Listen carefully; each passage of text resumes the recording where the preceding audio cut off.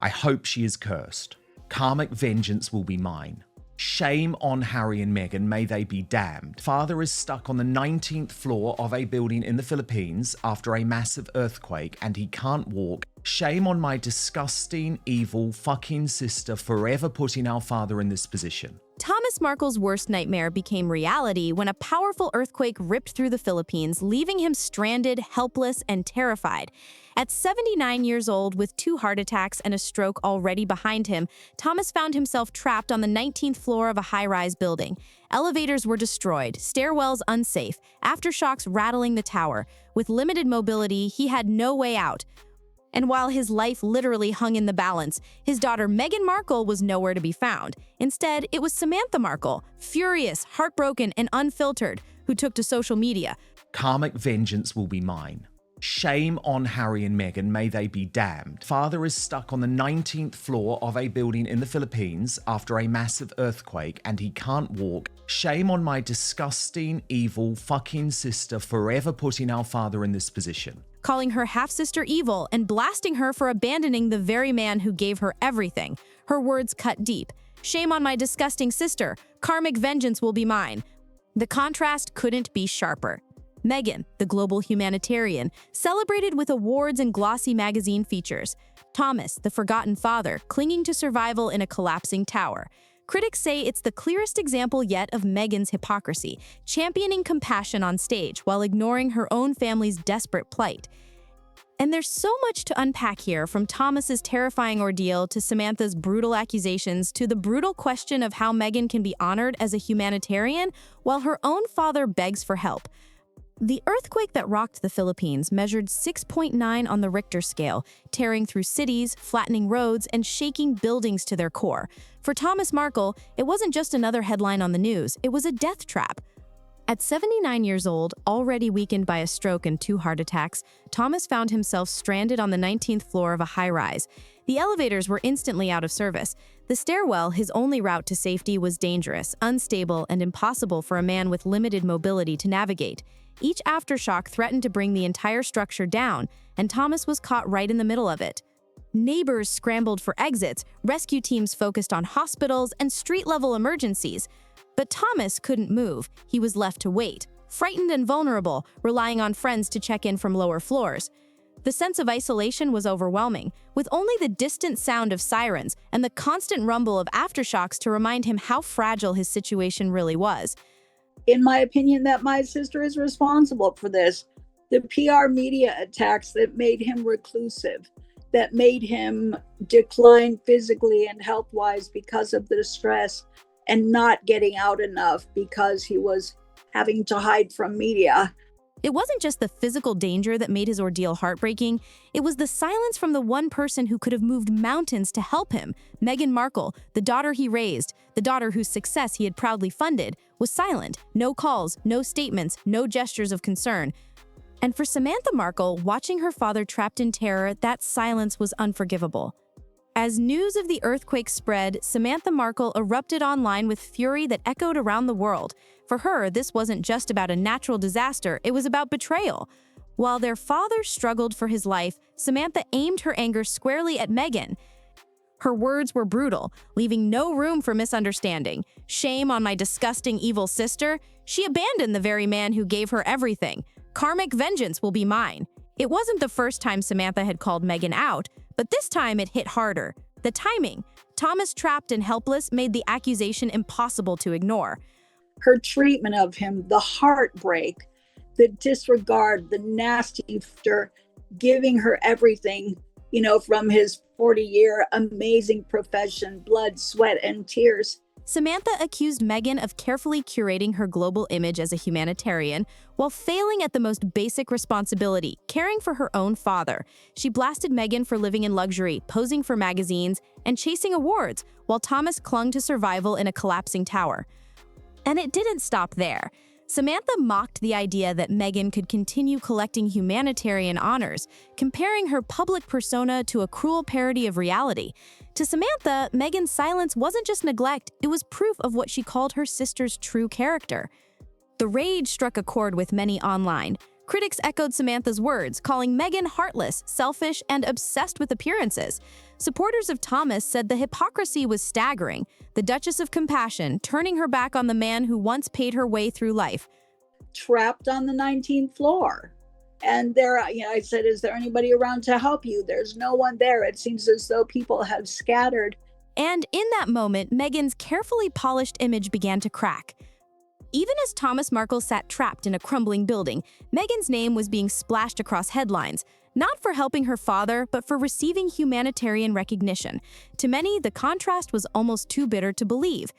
Meghan and Harry have been celebrated on global stages as champions of compassion, hailed for their advocacy on mental health, women's empowerment, and social justice.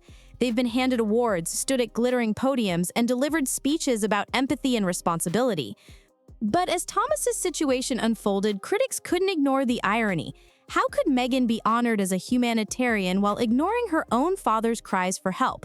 The very word humanitarian seemed hollow when paired against the image of Thomas, frail and isolated, waiting for rescue in a disaster zone.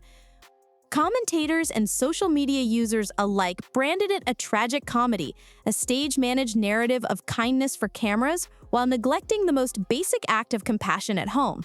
Samantha herself lashed out at the hypocrisy, accusing Meghan of turning humanitarianism into a branding tool rather than a lived reality. And whispers began to grow. If Meghan's global advocacy can't extend to her own family in crisis, what does it really mean? For the public, the contrast wasn't just uncomfortable, it was damning. As Samantha's words spread, the public's anger ignited like wildfire. Comment sections filled with outrage and talk shows seized on the glaring contradiction. How could Meghan, who speaks of compassion on global stages, stay silent while her father remained trapped in a disaster zone? On one UK broadcast, Neil and Christine Hamilton didn't hold back, branding Meghan a monster of narcissism and slamming her obsession with image over substance. For them, the silence spoke louder than any speech she'd ever given. It wasn't just disappointing, it was unforgivable. Online, the fury was relentless. Critics pointed out Meghan's access to unimaginable resources, political connections, private jets, and the kind of wealth that could have moved aid instantly. Yet there were no calls to embassies, no public statement, no gesture of urgency. Instead, the Duchess of Sussex remained silent, leaving others to question her humanity. Social media hashtags calling Meghan heartless and cold began trending. Viewers mocked the idea that she could save the world but not save her own father. Even her supporters struggled to defend the silence, with many admitting it was a bad look at best and cruel at worst.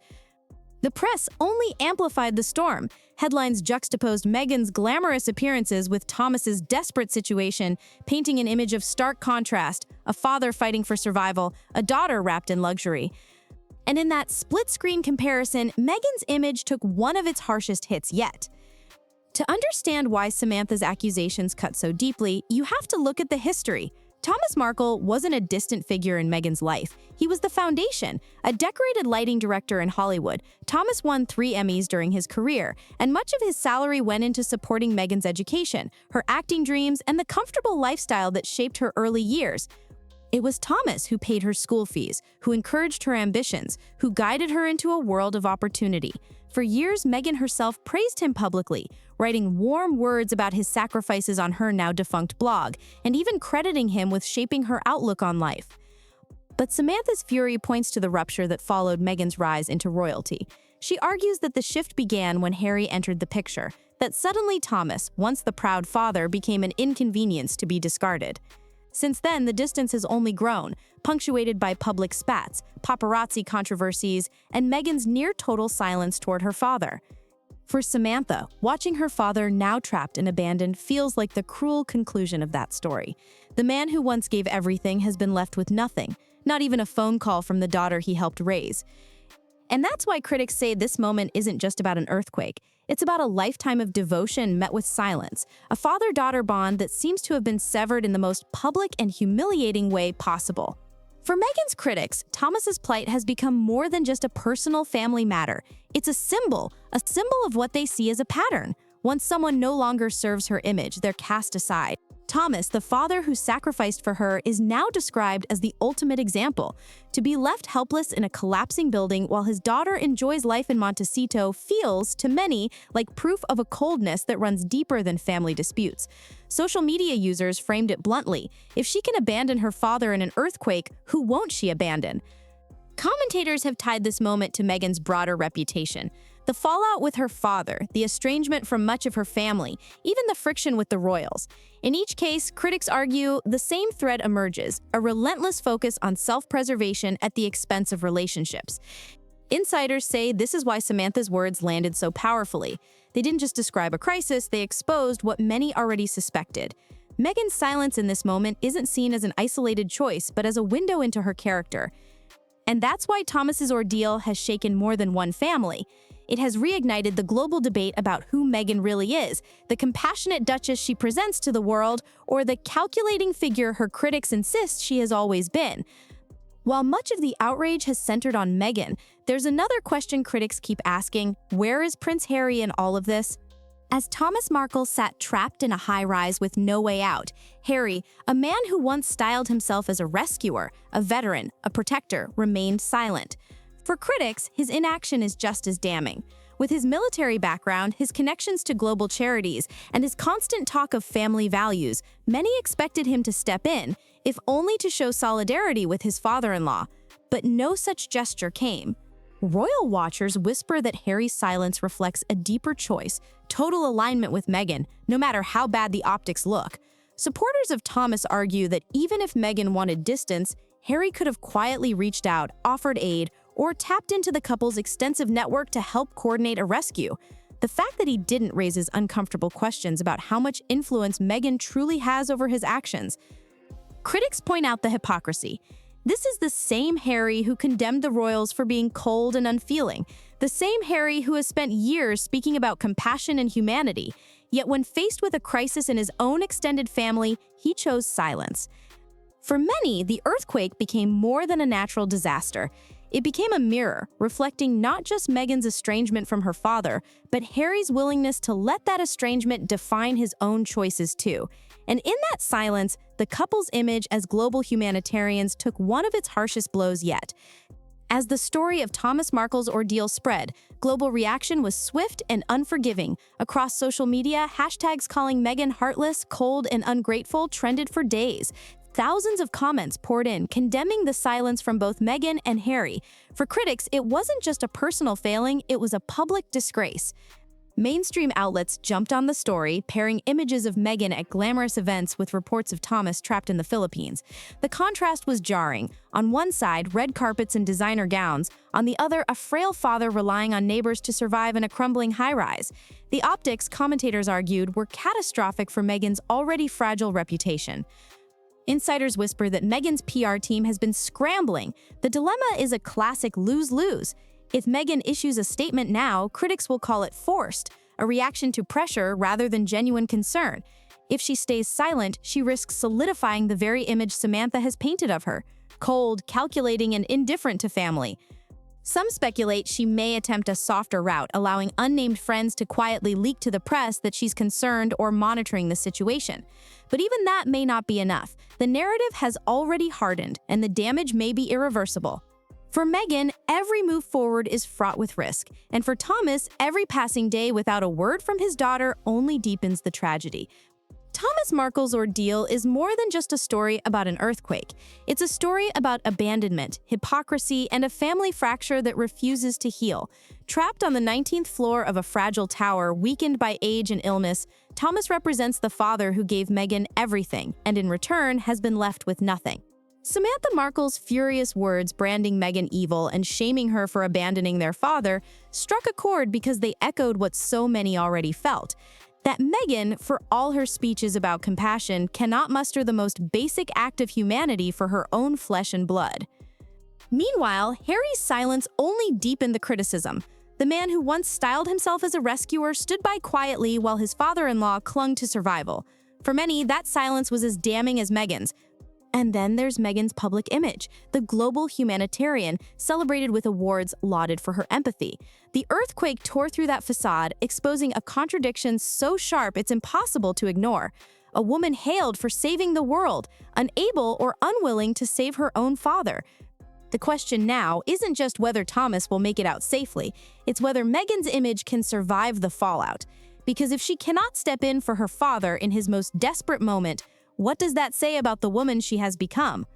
This is Hollywood Daily Reports. Subscribe now because we are currently following up Thomas's situation and would drop an update the moment we have clarity. We hope he survives this great ordeal.